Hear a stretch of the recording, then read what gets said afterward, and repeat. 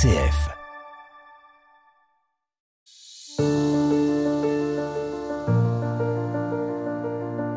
Moi, je ne savais pas trop ce que c'était qu'une guerre, finalement, vous savez. Mais nos parents savaient. Ça mitraillait tous les jours, ça bombardait. Alors. Je me rappelle surtout des avions, le bruit des avions. Et ça, ce bruit-là, je l'ai encore dans les oreilles. Le 6 juin, à 5 heures du matin, on est réveillé par un grondement sourd. Notre père nous a dit, c'est le débarquement. Nous sommes libérés. Nous sommes plus sur le joug des Allemands. Dans ce podcast RCF Les enfants du jour J, nous donnons la parole aux derniers témoins normands. À l'occasion du 80e anniversaire du débarquement, ils racontent leur enfance et adolescence marquée par la guerre. Et aujourd'hui, c'est Jacques Bralé qui nous raconte son histoire. Le 6 juin 1944, il avait 14 ans et habitait Saint-Lô. Ce jour-là et la nuit qui a suivi, la préfecture de la Manche a subi une pluie de bombes, obligeant Jacques et sa famille à fuir vers la campagne. Pendant ces 2 mois d'exode, l'adolescent qu'il était a consigné tous les événements, jour par jour, dans un cahier. Les enfants du jour J, un podcast réalisé par Bénédicte Buisson pour RCF en Normandie.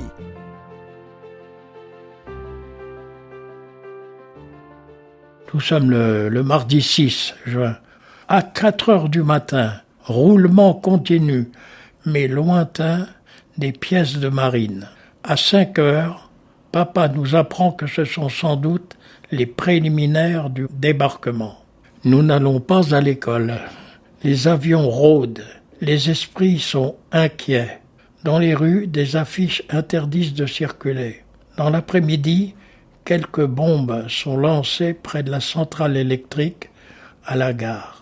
La DCA continue de tirer. Paulette, notre bonne, fait une crise de nerfs. Vers 8 heures du soir, premier bombardement meurtrier. Nous nous précipitons contre les murs. La maison tremble beaucoup. La famille Sens se réfugie chez nous. Nous sommes 14 en tout et nous nous couchons tous sur des matelas dans notre salon. Papa veille.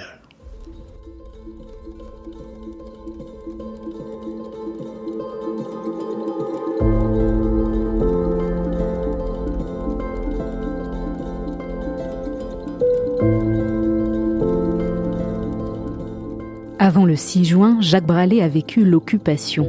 Sans tout comprendre, l'adolescent était aux premières loges pour apercevoir l'activité des Allemands et les actes de son père résistant. Pendant l'occupation, notre maison était entourée par l'armée allemande et pas n'importe quel service, puisque c'était des services de la Gestapo et de la sécurité militaire. Il se trouve que notre maison, qui était située un peu à l'extérieur par rapport au centre de Saint-Lô, qui était rue de la Cabine, elle avait une propriété voisine, une très grande propriété qui avait été réquisitionnée par la Gestapo, et puis notre maison avait une autre maison mitoyenne qui avait été également réquisitionnée, dans laquelle s'était installée la sécurité militaire. Alors j'ai un souvenir effectivement très précis, c'est que j'entendais le soir les voix des secrétaires allemandes qui parlaient très fort. C'était au moment en général, à l'heure du dîner, heure à laquelle nous écoutions avec le plus de précaution possible la radio anglaise. La radio n'était pas interdite. Ce qui était interdit, c'était d'écouter la voix des Alliés, en particulier la voix venant de l'Angleterre. Mon père était un laïc très engagé et par l'intermédiaire de la petite communauté protestante de Saint-Lô, il est entré en contact avec un officier allemand qui cherchait justement un endroit pour réunir quelques soldats allemands pour lire la Bible et prier. Mon père, après s'être beaucoup méfié, parce qu'il s'est demandé si ça n'était pas un piège qui lui était tendu, a établi un lien, je dirais d'abord cordial et puis même amical avec cet Allemand qui en fait appartenait à un mouvement d'opposition au nazisme. Donc l'Allemand venait régulièrement chez nous avec quelques soldats allemands. Il le faisait évidemment de façon très discrète parce que la situation était quand même tout à fait exceptionnelle. On avait comme voisin donc la Gestapo dans cette grande propriété voisine et puis les secrétaires de la sécurité militaire qui étaient dans la maison mitoyenne puisque nous entendions les voix stridentes de ces secrétaires le soir. Par ailleurs, je précise que mon père appartenait à un réseau de la résistance qui s'appelait l'OCM, l'Organisation civile et militaire. Il appartenait à une cellule de 4 personnes et leur mission principale était de collecter toutes les informations possibles sur la ligne de défense qu'on appelait le mur de l'Atlantique. Le contexte était particulièrement dangereux, mais je dois dire que comme je n'avais que 14 ans, donc en juin 44, j'avais 14 ans. Donc non, je peux pas dire que j'ai eu vraiment peur de tout cela, parce que j'en étais relativement peu conscient. Et en plus de ça, mon père était particulièrement discret sur toutes ses activités. Je n'en avais vraiment pas conscience.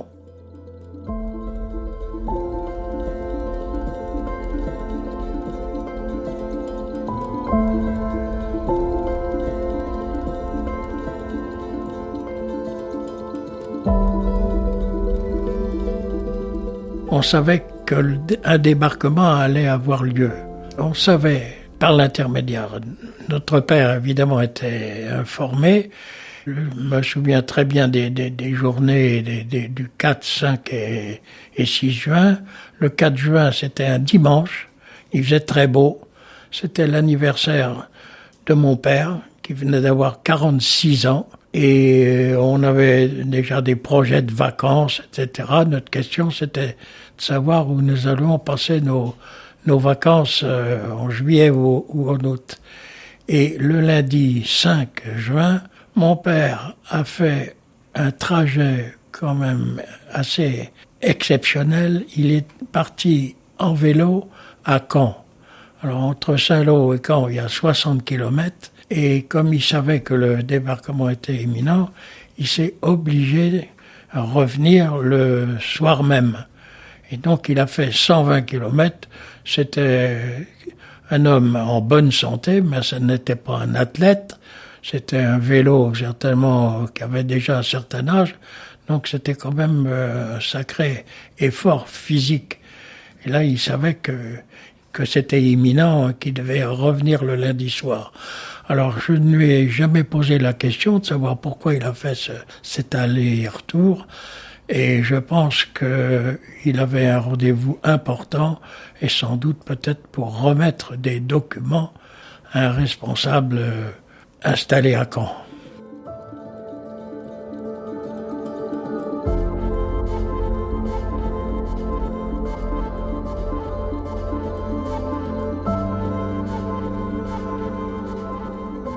Le 6 juin, à 5 heures du matin, on est réveillé par un grondement sourd.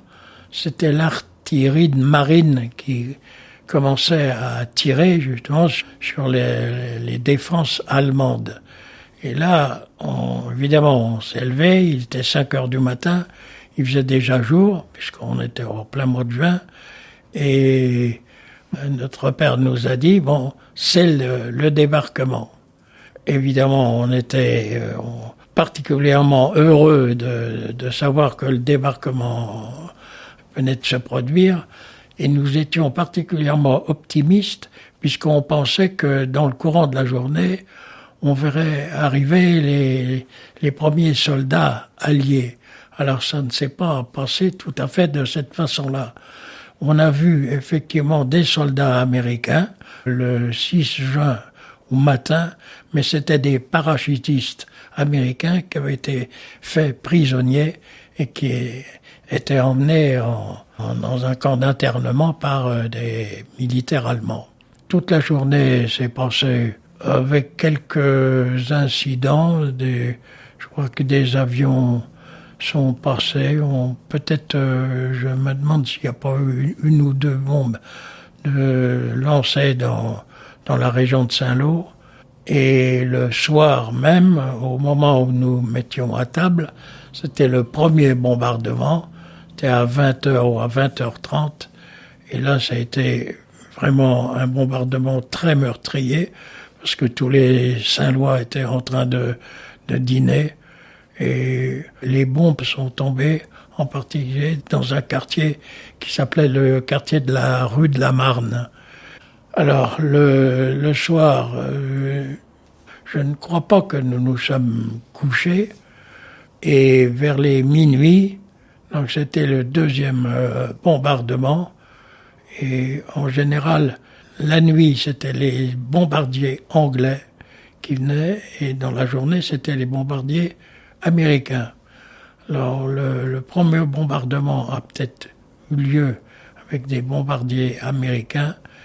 Et à minuit, c'était les Anglais qui ont jeté en particulier des bombes incendiaires, si bien que tout le centre de Saint-Lô s'est embrasé. Et évidemment, nous étions donc rue de la Cabine. La rue de la Cabine, ça forme une petite cuvette qui domine la ville de Saint-Lô. Et on voyait toute cette ville embrasée. Et évidemment, c'était particulièrement impressionnant. Et il y a eu un troisième bombardement vers les 2 ou 3 heures du matin, et tout le centre de Saint-Lô donc s'est mis à flamber.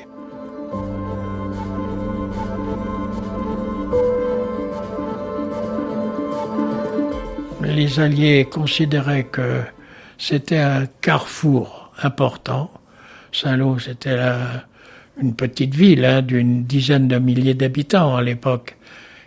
Mais c'était la préfecture, donc il y avait tous les services administratifs, et surtout c'était un carrefour important. Et l'objectif des Alliés, c'était de désorganiser et de rendre très difficile, voire impossible, les liaisons routières entre les différentes villes, et en particulier entre Saint-Lô et Granville, Saint-Lô et Cherbourg, Saint-Lô et Bayeux, Saint-Lô et Villedieu. Donc, détruire la ville correspondait à cet objectif. Alors, effectivement, c'est un autre débat, savoir est-ce que il n'y avait pas d'autres moyens à utiliser pour atteindre l'objectif en question, et pour éviter quand même des centaines de morts. Alors il y a eu des tracts d'envoyés la veille, mais qui se sont perdus parce que le vent les a fait tomber dans des champs, etc. Et donc on n'avait aucune information, et on a été totalement surpris par ce bombardement terrible.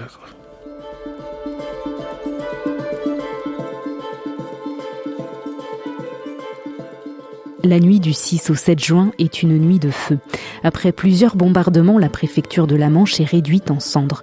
Au petit matin du 7 juin, Jacques et sa famille quittent définitivement Saint-Lô, s'engageant alors sur les routes de l'Exode. Vers les 8 heures du matin, donc mon père a décidé de quitter Saint-Lô. On est parti par des petits chemins vers le sud. Après 2 heures de marche, à peu près, on arrive à Condé-sur-Vire. Et au moment où on passe devant la gare de Condé-sur-Vire, on aperçoit un chasseur bombardier américain qui visait la gare. Notre père nous crie de nous jeter à plat ventre. Et moi, je relève la tête pour voir l'avion. Et j'aperçois l'avion en piqué. J'apercevais le pilote lui-même. Et je vois la bombe se détacher. Et quelques secondes plus tard, je reçois un violent coup dans la tête. J'ai cru que c'était quelqu'un qui me donnait un violent coup de poing. En fait, c'était un éclat de bombe qui m'a effleuré, qui m'a arraché le cuir chevelu et qui est allé se ficher dans le mur qui était un peu plus loin. Évidemment, je suis un miraculé, parce que à quelques centimètres près, j'aurais volé en éclats. Alors après, donc, il y a eu ce moment d'affolement parce qu'il a fallu qu'on me mette un pansement. On est allé d'abord dans une famille amie, la famille des Postel, à Condé-sur-Vire. C'est pour cela que mon père avait visé Condé-sur-Vire. Je crois qu'on a peut-être passé une nuit à Condé-sur-Vire et on est parti vers le sud. Et on a dû faire 1 ou 2 haltes. On continuait à reculer, voilà. Après Condé-sur-Vire, il y a eu Troisgaux. Et après Troisgaux, eh bien, il y a eu le Cheffren, où mon père avait là aussi une adresse. C'était une famille d'agriculteurs qui s'appelait la famille Toury. Et c'est là que nous avons été hébergés pendant plus d'1 mois. On avait une première préoccupation, c'était de manger, parce qu'il fallait se ravitailler. Alors ça, c'était évidemment la mission de mes parents, de mon père en particulier, et il fallait se protéger, parce que il y avait des bombardements très fréquents, et comme on reculait au fur et à mesure que les Alliés avançaient, on était très près de la ligne de front. Et à plusieurs moments, on a été quand même particulièrement en danger à cause de bombes ou d'obus d'artillerie qui étaient justement tirés par les Alliés vers les troupes allemandes. Alors c'est là que mon père m'a dit, écoute, je te donne un cahier, un porte-mine, et tu vas raconter ce que tu vois. Et j'ai commencé à écrire un journal qui porte sur les mois de juin, juillet et août, à partir du courant du mois de juin. Mon journal commence le dimanche 4 juin, le jour de l'anniversaire de mon père, de ses 46 ans. Pourquoi a-t-il eu cette idée géniale de me dire tu n'as rien à faire, donc écris ce que tu vois. Alors j'étais effectivement un élève assez doué, je me débrouillais assez bien. J'étais en 4e et j'ai écrit de façon parfois un peu enfantine et malhabile tout ce que je voyais.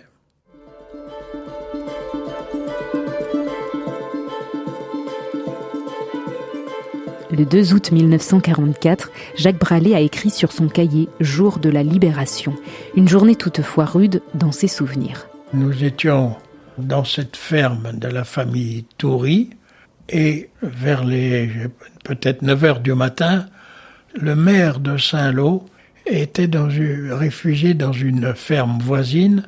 Il arrive en courant pour prévenir mon père. Il me dit « Les Américains sont là ». Donc, évidemment, on a attendu et on a vu arriver des Américains, les premiers éléments de l'infanterie américaine, les troupes d'assaut. On s'est retrouvés entre les Allemands et les Américains pendant toute la journée, parce que les Allemands résistaient et tiraient sur les Américains sur cette troupe d'assaut. Vers les midis, on a entendu des appels et mon père est sorti et il a vu que c'était un Américain qui se traînait, qui avait reçu une balle dans le pied. Et donc il a aidé à venir à la ferme, il a aidé à se panser. Il pouvait quand même marcher parce qu'il est reparti sans doute vers une infirmerie de campagne américaine. La journée était particulièrement agitée parce que l'artillerie américaine envoyait des obus qui passaient par-dessus le toit de la ferme. Et c'était tellement violent qu'on avait l'impression que le toit se soulevait. C'était un toit en chaume. Et évidemment, on était particulièrement impressionnés. Et en fin de journée, un officier américain est venu et nous a dit, voilà, maintenant le terrain est déblayé. Vous êtes maintenant sous la protection de l'armée américaine. Donc ça a été une journée quand même très difficile. On a passé encore une vingtaine de jours dans cette maison. Les jours suivants, on allait porter des fleurs sur une sorte de cimetière provisoire qui avait été créé par les Américains pour ensevelir, encore une fois de façon provisoire, tous les soldats qui étaient tués, aussi bien du côté allemand que du côté américain. Je me souviens qu'il y avait un champ dans lequel étaient regroupés tous les soldats morts qu'on trouvait dans les fossés à droite et à gauche. Et il y avait des soldats, c'était des militaires noirs américains qui étaient chargés d'identifier les corps. Ça sont des souvenirs évidemment qui marquent surtout un jeune de 14 ans.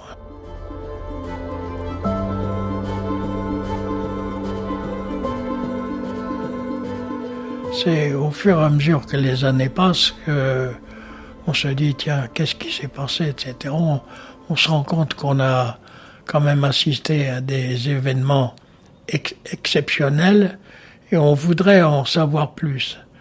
Et quand on veut en savoir plus, souvent les témoins ont disparu. Par exemple, je n'ai jamais eu l'idée de demander de façon précise à mon père pourquoi il s'était senti obligé de faire cet aller-retour entre Saint-Lô et Caen. Et je pense que vraiment, il était obligé de remettre des documents importants à un correspondant d'une cellule de la résistance qui était à Caen.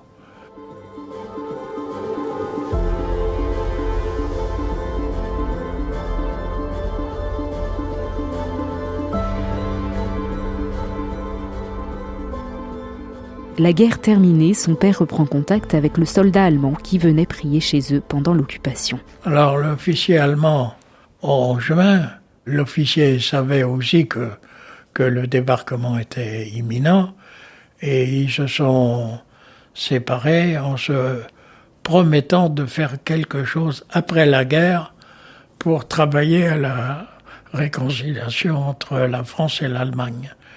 Et l'officier en question a été fait prisonnier. Je crois qu'il a été emmené même en Angleterre. En 1947 ou 48, mon père a reçu une lettre d'Allemagne, de la ville de Mülheim, où était installé l'Allemand en question. C'était un entrepreneur, il avait une entreprise d'électricité. Il s'appelait Fritz Hutten. Et donc, il proposait à mon père de le rencontrer. Et ils se sont retrouvés, ils se sont rappelés leurs promesses et ils ont décidé d'élaborer un projet pour réaliser un centre de rencontre destiné à héberger des jeunes Français et des jeunes Allemands dans le but de la réconciliation entre les deux pays. Et ce centre a été financé essentiellement par des églises allemandes. Le projet donc a pris forme au début des années 60 et le COR, Centre œcuménique de rencontres européennes, a été créé, sauf erreur, en 1964 à Goncoutaville. C'est vraiment la foi qui animait l'un et l'autre qui a provoqué ce rapprochement. Parce que c'est quand même, sont des circonstances vraiment exceptionnelles, donc entre un militaire allemand et puis un Français, membre d'un réseau de la résistance, entrent en contact et établissent un lien qui finit par devenir amical, c'est quand même absolument exceptionnel. Et ça n'a été rendu possible que par la foi qui animait l'un et l'autre.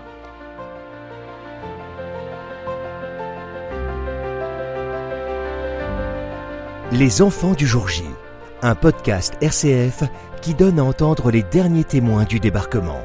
Une série réalisée par Bénédicte Buisson et Alice Létondot, à retrouver sur rcf.fr et les plateformes d'écoute.